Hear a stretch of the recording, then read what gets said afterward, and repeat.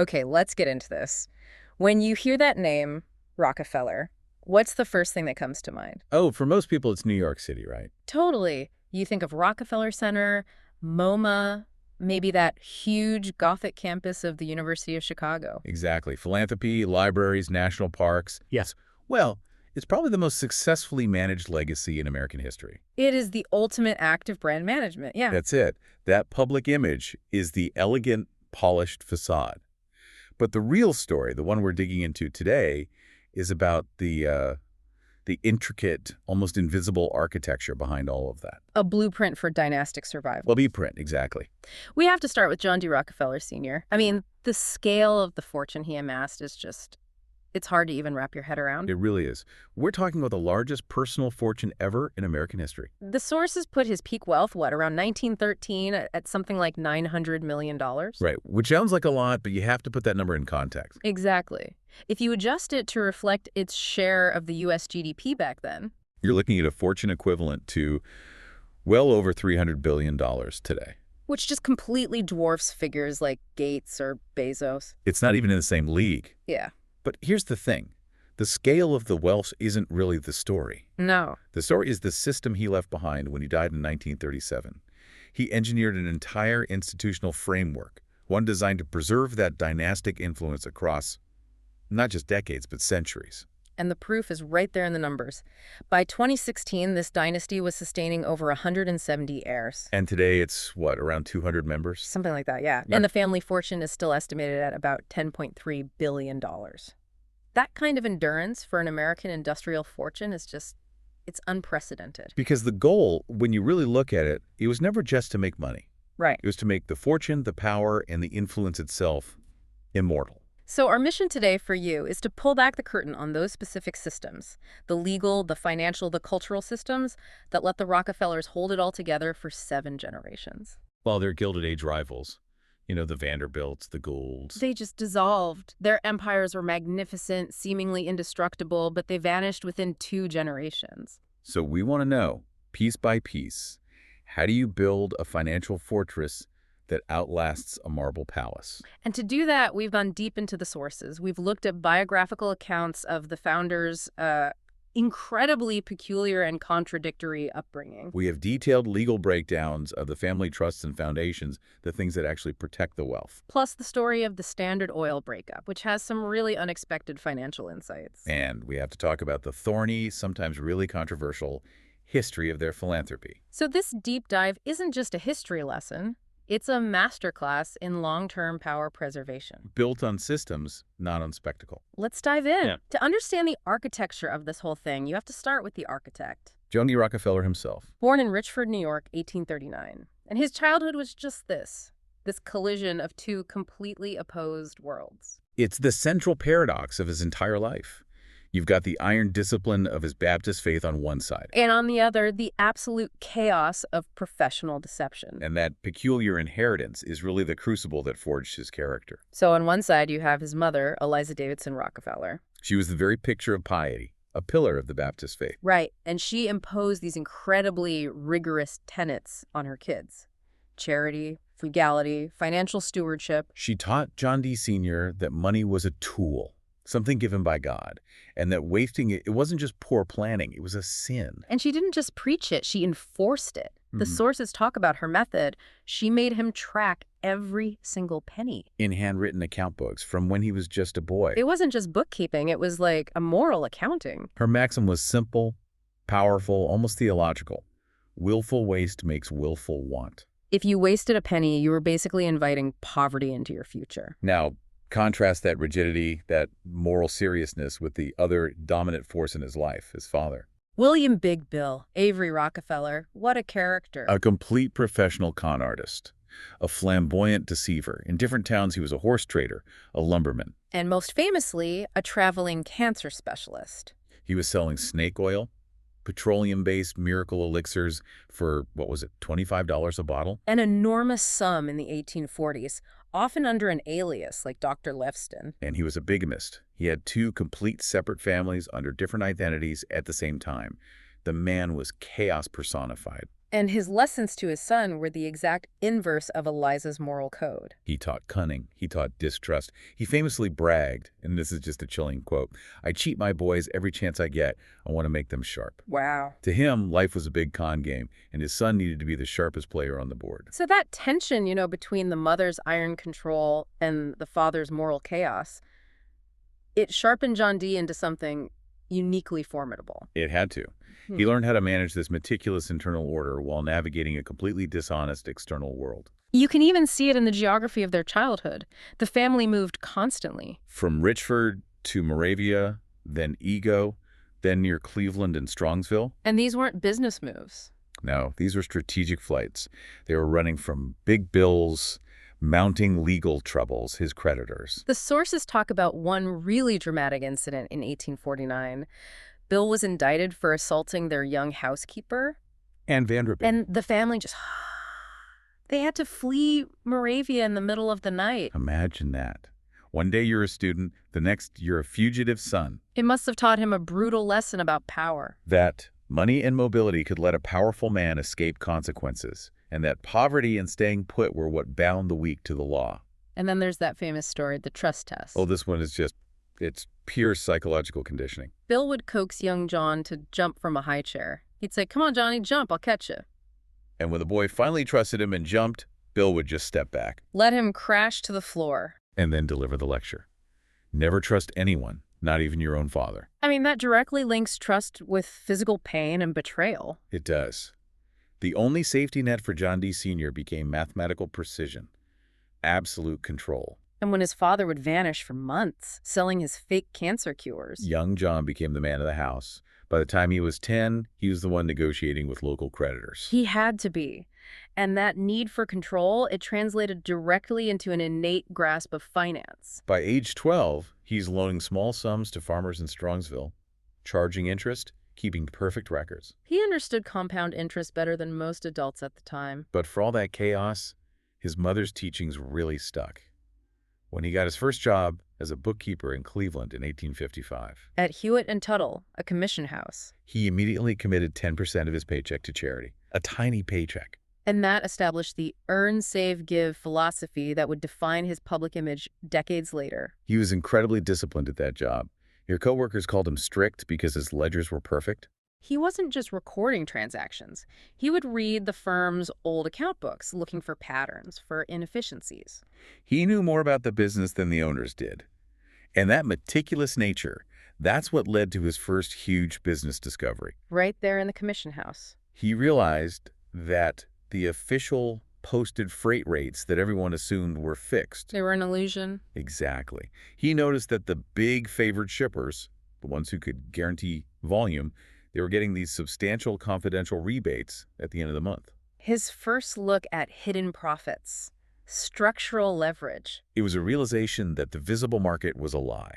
The real deals were being cut in back rooms. And he saw that the key to wealth wasn't necessarily making a cheaper product. It was controlling the mechanism by which that product moved. He also understood the technology. He saw that his firm couldn't even exist before the railroad and the telegraph. Right.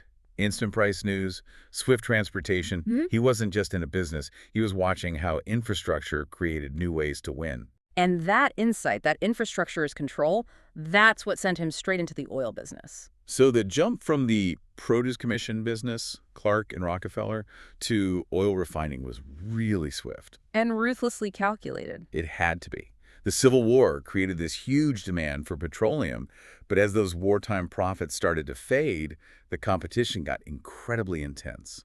And Rockefeller saw that his partner, Maurice Clark, was too easily satisfied with modest success. A 10% profit was fine for Clark. For Rockefeller, that wasn't the game. He was hungry for total systemic control. He had to borrow constantly just to keep expanding. The Cleveland financiers called him the greatest borrower I ever saw. He mastered this financial tool called the commodity loan. Which is where you advance money against future shipments you don't even have yet, right? Exactly. So he was always borrowing from banks to cover those loans. It forced him into this state of relentless growth. The real turning point, though, was around 1866. They form Rockefeller, Andrews, and Flagler in 67, and the company just explodes. Aided by his obsession with efficiency. But he realized the profit margins in refining were actually paper thin. Volatile. sometimes as low as half a cent a gallon. So the real genius wasn't in the refining itself, it was in the logistics. That's the key insight. He recognized that transportation costs often exceeded refining costs. Which seems counterintuitive. It is, but think about it. A barrel of oil comes from Pennsylvania, gets refined in Cleveland, then the kerosene gets shipped to New York. The shipping costs add up to more than the entire refining process. So making shipping deals became infinitely more important than making the refining process a little more efficient. And he translated that insight into geography. He picked a refinery site in Cleveland that was brilliant. It was next to major railroad lines. And next to the Cuyahoga River, which meant he could choose between rail and water. And water transport was 50% cheaper. So right away, he has this massive negotiating advantage over any competitor who is stuck with a single rail line. He built an operational choke point. Which gave him the leverage to strike his first truly game-changing deal in 1868. The confidential deal with Lakeshore Railroad.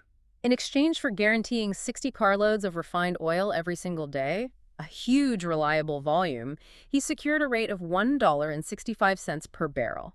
And we have to just pause on that number. $1.65. The posted rate, the one all his competitors were paying, was $2.40. That secret rebate wasn't just a discount. It was a guaranteed cost saving of 75 cents on every single barrel. That's $50,000 a year in hidden profits, at a time when other refiners were struggling to break even. His entire cost structure was fundamentally different from everyone else's. So with that hidden advantage, Standard Oil of Ohio was formally born in January 1870. And Rockefeller's strategy was simple and brutal. Borrow heavily to grow fast. Use that size to negotiate even better transportation rates. And then use those savings to systematically buy out or just crush your competitors. Which led to the Cleveland Massacre of 1872. A terrifyingly fast consolidation. He absorbed 22 of Cleveland's 26 refineries in less than 4 months. And his pitch was just direct, financially unavoidable. He'd show them his books, he'd reveal the structural advantage his rebates gave him. The choice was simple. Join us, or try to compete against someone who can ship their products 75 cents cheaper than you can. A choice between a quick end and a slow, painful one. And if you refuse... The leverage went beyond the railroads. Cleveland's biggest bankers were now Standard Oil stockholders. So if a refiner refused to sell, suddenly their commercial loans just dried up. A complete financial stranglehold. There's that chilling quote to a refiner who defied him. Rockefeller told him, "You may not be afraid to have your hand cut off, but your body will suffer." It shows the psychological control he had. He wasn't just competing, he was dictating the terms of survival for the entire industry. The scale he achieved was just staggering. By 1880, Standard Oil controlled roughly 90% of all oil refineries and pipelines in the U.S. Not just the oil. The barrels, the tank cars, the pipelines, the entire infrastructure that moved it. But, and this is important, we have to remember the public benefit that came with it. Right. It wasn't just price gouging. Because of that massive scale and efficiency, the price of kerosene plummeted. It became affordable for the average person. It replaced expensive whale oil lighting. It brought safe, affordable light into middle and working class homes for the first time. A monopoly achieved through superior organization. Which was all centralized in the 1882 Standard Oil Trust, a corporation of corporations that cleverly skirted anti-monopoly laws. And even though journalists like Ida Tarbell would later expose all of this, leading to its breakup. By then, the fortune was secure, and Rockefeller was already shifting his strategy toward making it permanent. Which brings us to the core mystery here. Why did the Rockefellers last? Right. Why did they succeed in passing wealth down 7 generations when these other Gilded Age titans fail so spectacularly? You have to contrast Rockefeller's methodical, almost monastic approach with the fatal flaw of his contemporaries. Which was excess, spectacle. And the Vanderbilts are the absolute prime example of that. A case study in failure built on spectacle. Commodore Vanderbilt was probably richer than Rockefeller at his peak. But his descendants, they believed that outward display was the measure of success. They built monuments to themselves. The Triple Palace on Fifth Avenue. 3 interconnected mansions just draped in marble and gold. And their social events were pure performance. Alva Vanderbilt's famous 1883 costume ball cost $1 million just to assert social dominance. But those monuments became liabilities. Huge liabilities. Within just 2 generations, that staggering fortune was mostly gone. Financial mismanagement, bad investments, and just the sheer exorbitant upkeep costs. Imagine the payroll. The sources say William Vanderbilt's marble house in Newport needed a massive staff, constant repairs. The property taxes alone just bled the principal fortune dry. The palaces became anchors that sank the family wealth. The Gould family was even faster. A quicker trajectory, yeah.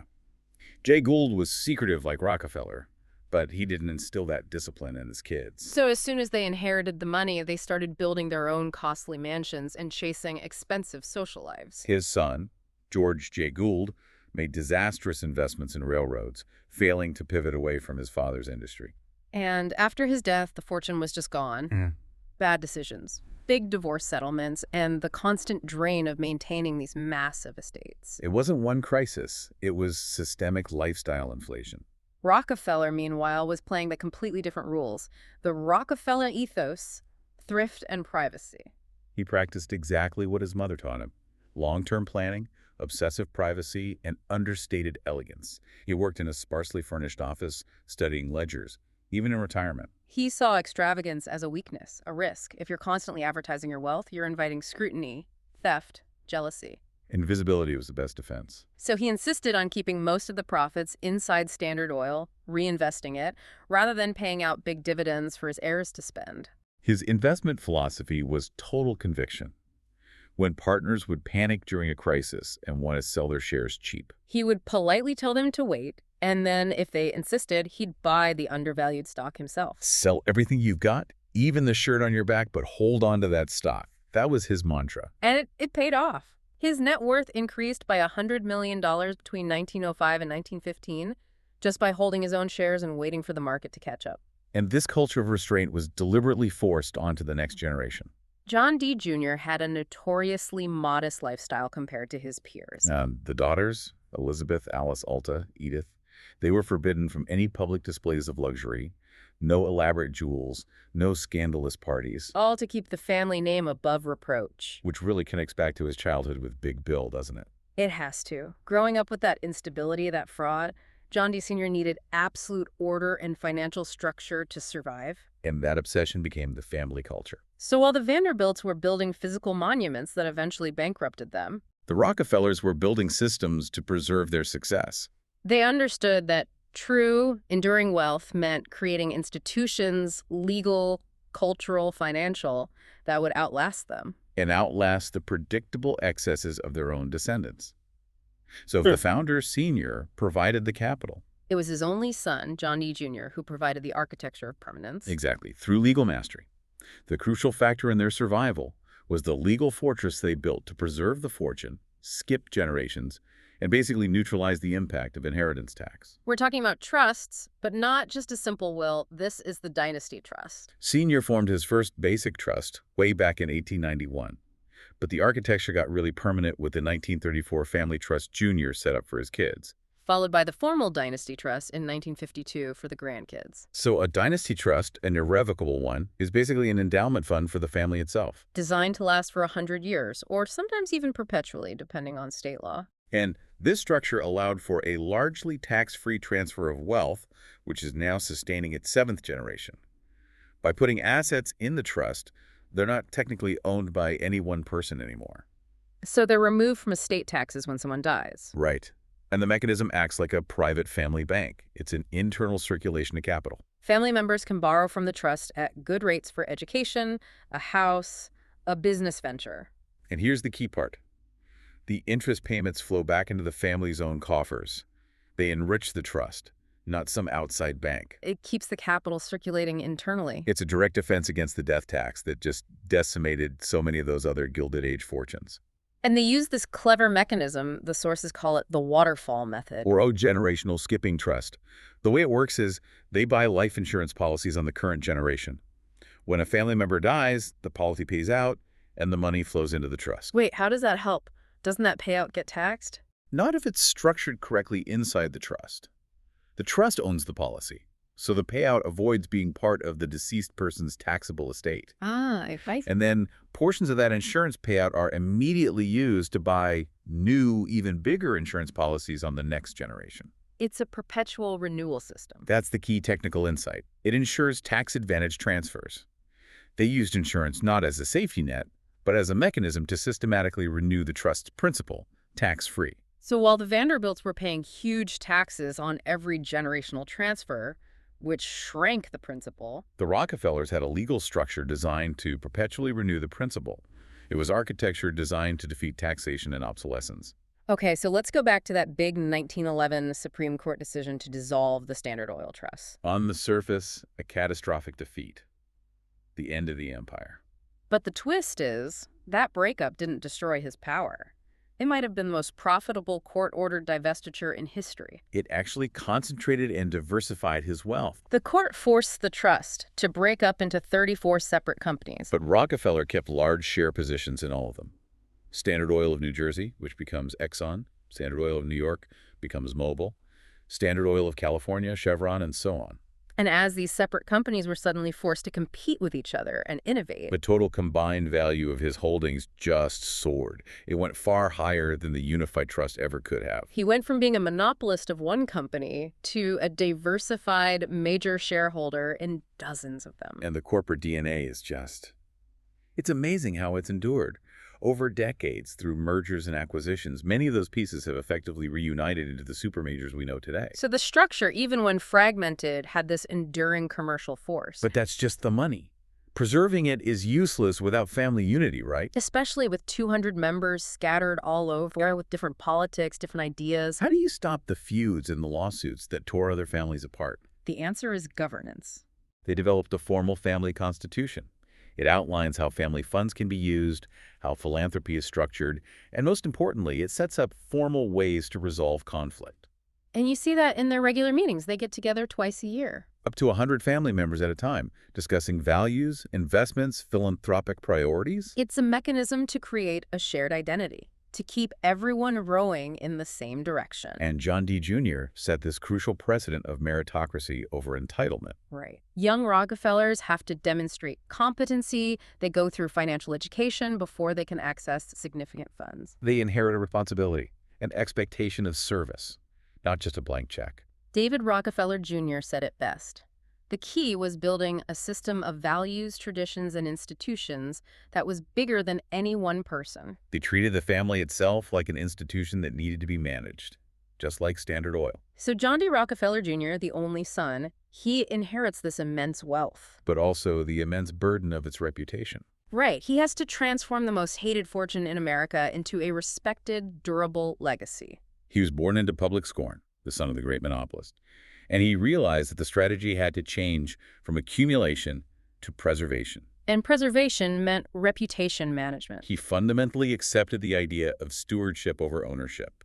He was deeply troubled by some of Standard Oil's practices. Especially when he learned that the company president, John Archbold, was bribing politicians. So by 1910, even though he's the vice president, he completely severs his ties with the oil company. And his new mission becomes strategic philanthropy and real estate as a form of civic contribution. Which leads to some of the most visible and enduring monuments in America. Rockefeller Center.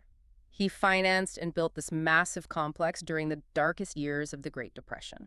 A huge project that employed thousands of people when unemployment was through the roof. It was a brilliant move. It permanently associated the Rockefeller name not with monopoly, but with architecture, with jobs, with civic improvement. And then there's Colonial Williamsburg.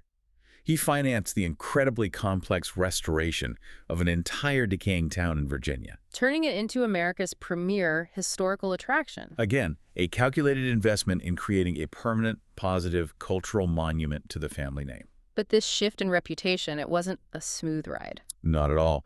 He faced huge crises, and none was more severe than the Ludlow Massacre in 1914. At a Rockefeller-owned coal company in Colorado. Colorado Fuel and Iron. National Guard troops paid by the company killed striking miners and their families. The public outrage was immense, and it was all focused on the Rockefeller name. And this is a really critical point. Ludlow happened after the foundations were established. Right. It showed that just writing checks for charity wasn't enough to wash away the sins of the business. At first, Junior resisted the unions. He defended the company. But the scale of the scandal, with figures like Mother Jones becoming national heroes fighting the family, It forced him to completely reconsider his position. So he brought in an expert, William Lyon Mackenzie King. And what followed was a masterclass in crisis management. Junior spent years rebuilding the family's reputation. He traveled to Colorado, he met with the miners, he shook their hands. And he implemented a groundbreaking workers' representation plan. He became a reluctant pioneer in labor relations reform. He learned that you have to actively manage your moral capital, not just your financial capital. This public trial really led to the formal institutionalizing of their generosity. Building on his father's earlier work, the University of Chicago, for instance, got $35 million from John D. Sr. between 1890 and 1910. Which guaranteed its status as a world-class institution. Then came the institutions focused on global health and education. The Rockefeller Institute for Medical Research, founded in 1901. Which became Rockefeller University. It got $50 million in gifts by the 1930s. And this wasn't about curing one disease. It was about building the infrastructure for perpetual scientific discovery. The General Education Board, from 1902, was set up to promote education without the distinction of race, sex, or creed. And its impact was huge in the South, where it provided critical funding to raise academic salaries and improve schools, especially for African-American communities during segregation. And we can't forget the targeted public health campaigns, like the 1909 Hookworm Commission. This wasn't just charity. It was scientific eradication, a sustained, successful campaign across 11 southern states that fundamentally changed public health in the region. And the capstone was the Rockefeller Foundation. Incorporated in 1913 with a $100 million endowment. Its mission statement was famously broad: to promote the well-being of mankind throughout the world. Today, the combined Rockefeller endowments are over $5 billion. Junior successfully converted an industrial fortune into a permanent engine of cultural and scientific influence. So as we move into the third generation, the family has a new challenge. Right. They've secured the fortune. They've cleaned up the name. Now they need to move from being wealthy outsiders to being absolute insiders in America's governing and social elite. And that transition required strategic alliances, often through marriage. Junior's own marriage in 1901 to Abby Aldrich is the perfect example. Her father was Senator Nelson Aldrich, who was so powerful they called him the General Manager of the United States. That one union instantly secured not just social legitimacy, but guaranteed political access. Suddenly, the Rockefeller name was welcome at Harvard at the Metropolitan Club. Doors that just billions alone couldn't have opened.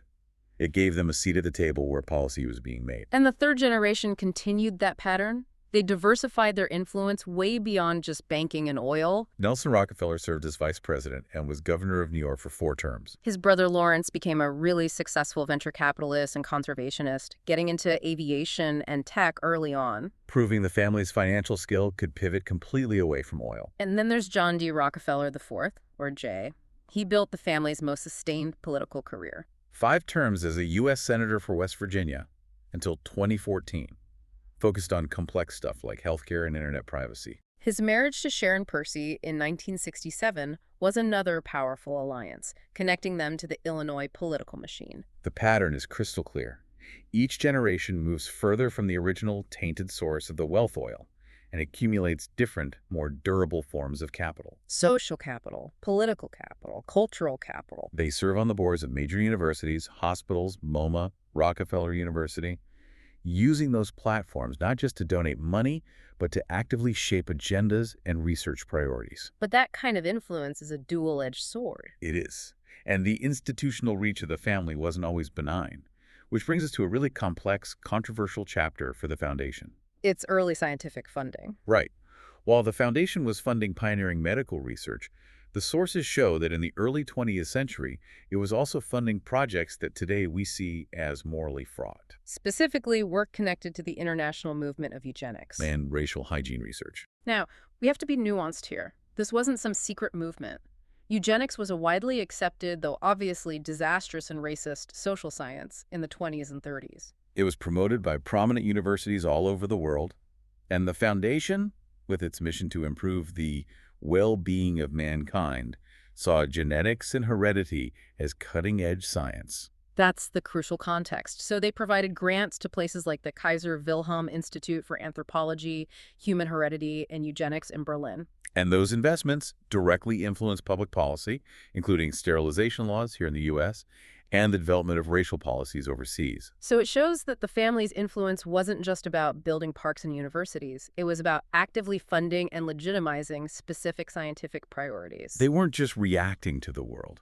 They were helping to shape the scientific world itself. The foundation has since acknowledged this history and started to account for it. But it's a powerful reminder of the weight of institutional influence. When you deploy billions of dollars to shape the world, that power cuts both ways. By spreading their power across business, politics, philanthropy, and culture, the family created these multiple interlocking centers of power. It was a structural web, a system that would prove impossible for any one government or competitor to ever dismantle. The final piece of this, and it's almost poetic, is what happened to their actual mansions. The lesson of impermanence. The irony is just staggering. Many of the family's most physically grand monuments were transient. It just reinforces the idea that only the systems, the trusts, the foundations were built to survive. This is the perfect illustration of the difference between the Vanderbilts and the Rockefellers. The Vanderbilts sought immortality through marble. The Rockefellers sought it through endowment. Okay, take 4 West 54th Street in Manhattan. It was this lavish brownstone, later owned by Arabella Huntington, who added Turkish baths and Japanese bedrooms. The height of Gilded Age architectural excess. But when John D. Jr. acquired it, he saw that splendor as totally inappropriate for his family's ethos of restraint. So instead of preserving it, he just demolished it. Completely. He salvaged 2 rooms, donated them to museums, preserving the memory but erasing the structure. And the site itself was used for the Museum of Modern Art's Sculpture Garden. A philanthropic use that erased the physical monument but enshrined their cultural influence. The house was collateral damage in the shift from visible wealth to invisible power. And you see this pattern repeated, even more dramatically, with Rockwood Hall. This was William Rockefeller's place, John D. Sr.'s brother. He expanded it into this awe-inspiring 204-room mansion. The second largest private home in America at the time. Fireproof construction, imported marble. A total monument to ego. But after William's kids went bankrupt in the Great Depression, the property ended up in the hands of John D. Jr., who saw it as a symbol of the exact excess he was trying to avoid. So in 1942, he had the whole thing demolished. And he transformed the land into a public asset. It became part of the Rockefeller State Park Preserve. Again, the physical grandeur is wiped away, replaced by permanent tax-exempt conservation land for the public, a strategic investment in reputation. This focus on institutional landholding also applied to huge estates, like Over Hills in North Carolina, a 177,000-acre tract. It went from a family getaway to a significant military institutional holding. The land itself became an institutional asset, not just a personal residence. But some centers were preserved, just only as focal points of influence or memory. Like Opon Lodge, the playhouse, which Jr. built in 1927. Today it includes some artifacts from the Gilded Age, but it's operated by the Rockefeller Brothers Fund for its philanthropic mission. Its preservation is conditional on it supporting the institutional core. And finally, you have Rockfields in Connecticut, built for James Stillman Rockefeller, who married Nancy Carnegie, Andrew Carnegie's granddaughter. Its preservation was justified because the building itself represented the legacy of these strategic alliances, merging the Rockefeller name with another Gilded Age titan. So the structures that remain are the ones that serve the long-term institutional mission, not the ones that serve vanity. It's a profound lesson in prioritizing flexibility over spectacle. So when you look across all 7 generations of Rockefeller power, what really stands out is that cold, brilliant decision to prioritize invisible architecture over visible monuments. Exactly. The 3 critical components of their survival are so clear, and they're lessons for anyone, really. First, the founders' dual inheritance. That unique mix of Big Bill's cunning and Eliza's iron discipline, that gave John D. the psychological tools to conquer an industry and then impose systematic control over the fortune. Second, that structural shift from visible assets palaces, dividends, social spectacle to invisible systems. The irrevocable trusts, the foundations, the tax-advantaged legal frameworks that skip generations and ensure perpetual capital control, they weaponized the law. And third, the multi-generational commitment to diversified influence. They didn't just stick with oil, they strategically spread their power into politics, conservation, science, culture, creating this web of influence that couldn't be taken down by a single antitrust ruling or economic downturn. A system with multiple redundancies. The result is that $10.3 billion family fortune, divided among about 200 heirs, sustained by these complex, often hidden systems their ancestors put in place. It's a powerful validation of their whole ethos of stewardship. As David Rockefeller Jr. put it, it's the burden of their legacy.